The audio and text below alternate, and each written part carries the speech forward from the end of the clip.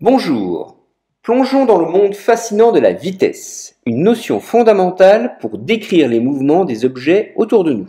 Alors imaginez-vous sur un vélo, ressentant le vent dans vos cheveux alors que vous roulez sur la route. Eh bien la notion de vitesse, c'est cette sensation de déplacement, le rythme auquel vous changez de position par rapport à un point fixe. Alors plus formellement, la vitesse, c'est une notion abstraite qui dérive des mesures de déplacement d'un objet et de l'unité de temps. Cela signifie que lorsque quelque chose se déplace, nous pouvons quantifier à quelle vitesse il se déplace.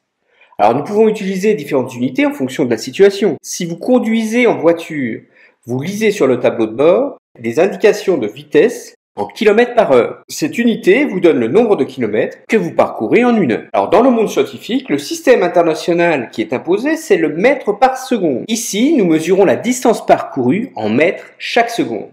Ces unités nous aident à donner un sens concret à la vitesse, que ce soit dans notre vie quotidienne ou dans les études scientifiques. Alors le calcul de la vitesse est très simple. Nous utilisons la formule de base, vitesse c'est la distance sur le temps. Cela signifie que nous divisons la distance parcourue par le temps qu'il a fallu pour parcourir cette distance. Alors si vous parcourez par exemple 40 km/h en 2 heures, eh bien vous divisez 40 par 2 heures, ce qui vous donne une vitesse de 20 km/h. Dans une heure, il y a 60 secondes, dans un kilomètre, il y a 1000 mètres, donc vous vous déplacez ainsi à 20 000 divisé par 60, ce qui vaut à 33 mètres par seconde. Abordons maintenant la vitesse sous un nouvel angle, en découvrant qu'elle est aussi un vecteur. Jusqu'à présent, nous avons considéré la vitesse comme une simple mesure de la rapidité d'un objet en mouvement.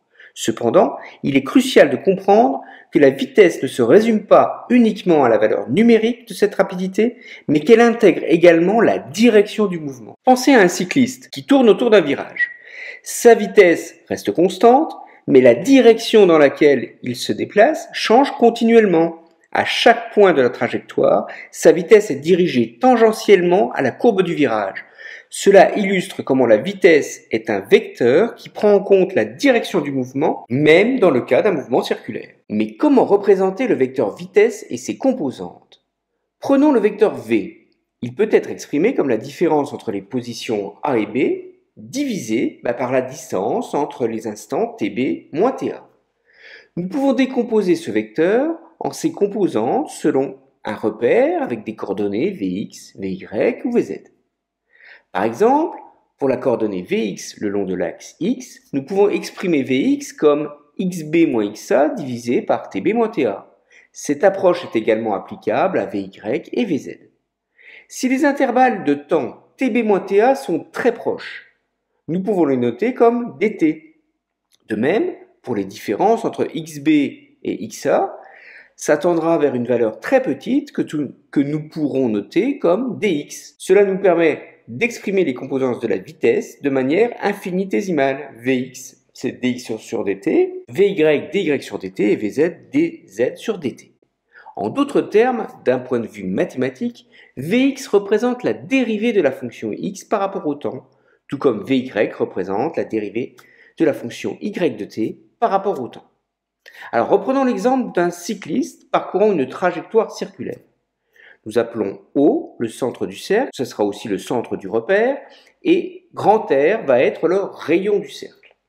Alors en mathématiques, les coordonnées sur un cercle peuvent être exprimées comme ceci, c'est-à-dire en fonction de grand R et des fonctions trigonométriques, sinus et cosinus, qui elles dépendent du temps. Grand T, ici, c'est le temps nécessaire pour effectuer un tour complet, on l'appelle aussi la période, et 360, ça correspond à l'angle en degrés nécessaire pour faire un tour complet. La valeur de 360 divisée par grand T s'appelle aussi la vitesse angulaire. On la note petit oméga, et son unité, ça va être des secondes moins 1, ou encore le hertz, c'est-à-dire que la vitesse angulaire exprime aussi la notion de fréquence.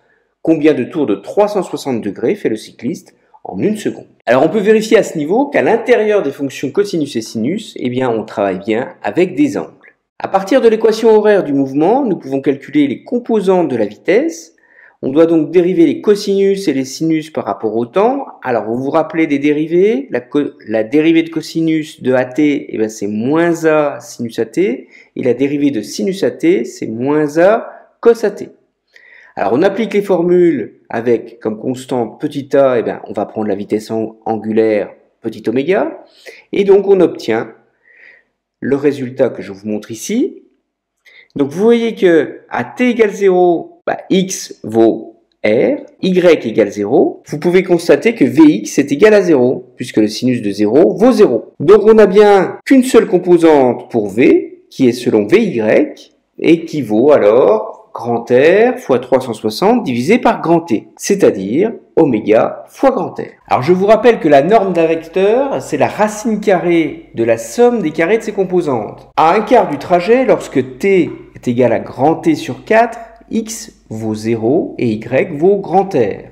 Donc l'angle dans le sinus et le cosinus vaut 360 divisé par 4, c'est-à-dire 90 degrés. Donc le cos de 90 est nul, il n'y a donc qu'une seule composante le long de l'axe x. La norme de la vitesse reste constante, mais la direction de la vitesse reste toujours tangentielle à la trajectoire. Alors vous pouvez vous amuser à explorer toutes les composantes de la vitesse le long du cercle.